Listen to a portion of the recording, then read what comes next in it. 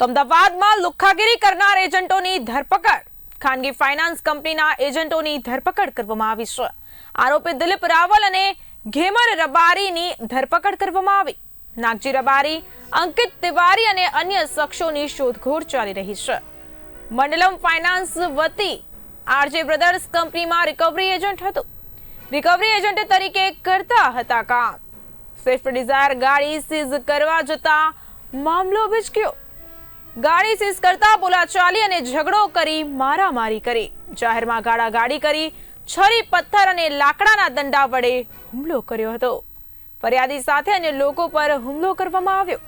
Swift અને અન્ય ગાડીઓની પણ તોડફોડ કરવામાં આવી હતી.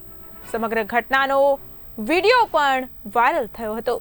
5 શખ્સો વિરુદ્ધ ગુનો નોંધી કાર્યવાહી કરવામાં આવી છે. પોલીસ માત્ર 2 જ આરોપીઓને પકડવામાં સફળ રહી, તો અન્ય હુમલો કરનાર 3 શખ્સો હજી પણ પોલીસ પકડથી દૂર છે.